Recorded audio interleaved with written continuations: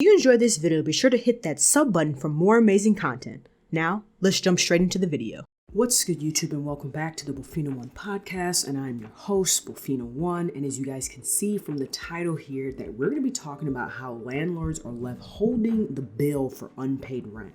So that's a topic that has been coming up recently regarding just people like being evicted out of their places. Rent is going up like really high. People just can't they can't afford it. Like they can't afford it, so they're defaulting on rent. People have lost their jobs. We are in a recession. It might not be as bad as it was 2008, but I mean, still we're in some type of recession. So before we get into this video, be sure to give it a thumbs up, share, and turn on post notifications. So let's jump straight into it. So Andrew Morocco is a landlord that had a number of his tenants stop paying rent during the pandemic. He's still trying to evict one of the tenants, and his bill keeps piling up. And see, that's crazy. You think about that. When the pandemic started, which was really like 2020, and then I think the moratorium, which was that because of the pandemic, you didn't necessarily have to pay rent, especially like if you lost your job. And so some people were working, but they just didn't pay their rent, but it didn't necessarily affect them. And so I guess some people are still doing that. I thought that was over, but it says, I'm over $100,000. That's money Morocco has lost in rent and has had to pay damages done to his apartment. So that's the other thing too, is like, okay, it's one thing you live up in there for rent free, but then you're gonna tear the place up too. Like, dang. Sunnyside Apartments of Utica owner Tim Julian says the state's to blame for enacting laws that made it nearly impossible to evict a tenant, even if they stopped paying rent. It was just thrown out there. Don't pay the rent. And really, when one person started to do it, two people started. It kind of caught fire because everyone said, well, he's not paying. She's not paying.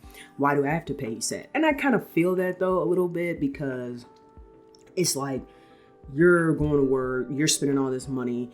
And it's like, okay, well, why is this person, they going to work too? They just choose either not to pay. Maybe they did lose their job, but like a lot of people also just stopped paying just because they were like, oh, well, we don't have to.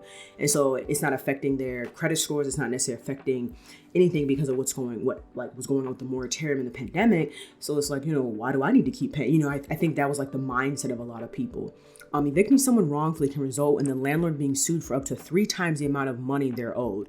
Tenants who rented less than a year have to be given a 30-day notice before starting the eviction process. It's a 60-day notice for tenants who've lived in an apartment for 1 and 2 years, and a 90-day notice for anyone over 2 years. If the renter stopped paying rent, Morocco says all that time amounts to a lot of lost money for landlords. And see, that's another thing too, is that even though yes, you can charge them for lost rent, I remember I read an article a long time ago that a lot of time you don't even see that money come back. Like you rarely ever actually get that money. So yes, as a landlord, you're able to write that down on your taxes as a loss, but a lot of time you're just kind of SOL pretty much. They got 3 years of free rent, and when they just trash and disappear, he said. So what they do, they saved $30,000 out of their pocket, then cost me $30,000 plus. I still got to pay the mortgage, the taxes, the maintenance, and then whatever it takes to clean it up after they destroy it, and they have nobody to answer to. Julian says there's dozens of laws protecting the tenant, but landlords have little protection against bad tenants, and that is true. That's why it takes people so long to get evicted out. I mean, people literally live in places for a whole year rent free, and they don't, they leave, and the landlord is the one who's stuck because, like I said, a lot of time the tenant. I mean, sometimes they end up having to pay the money back, but a lot of time they end up somehow getting away with it. So we paid our taxes, we paid our income taxes, we paid our property taxes, we paid our national grid, we paid all the bills that we had to pay. So this was money just out of our pocket, he said.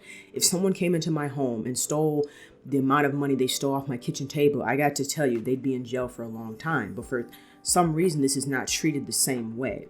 Both landlords have reached out to government officials for help, but so far, Morocco says he's got nowhere. I've tried the city, I've tried the county, I've tried the state, and I haven't called anybody on the federal level, but I've tried hundreds of hours on the internet trying to find somebody, and it's just a bunch of dead end roads. People don't get back to me, people leave me on hold, he said. Julian agrees, saying no one wants to listen, no one wants to hear about it. It's just like, okay, you took it on the chin, go home. Julian has had 18 tenants stop paying rent, and Morocco has had 10. Morocco says if the government doesn't do something to help protect landlords, there won't be a place for anyone to go home to. If they go for assistance, that one person can get help, he said. If you help me, I can help 10 families. If you help Tim, he can help 18 families, not just one. And, he has a point. I mean, it is kind of crazy. Like I said, people are not paying rent, and they can literally just sit up in your place, or they call them, I think, like squatters. They can just squat in your place for months and months and months and months, and nothing happens. But the landlord is the one who ends up getting stuck with the bill because that mortgage is still due. So they still have to come up with that money regardless, right? So yeah, I just saw this article and I thought it'd be kind of interesting to just read through and, talk about for a little bit, because that is a big thing you're starting to hear now is like rents are high, and then people are starting to default on their rents, and people are also starting to default on their car notes because their car notes are too high. So it's just this whole big like thing going on.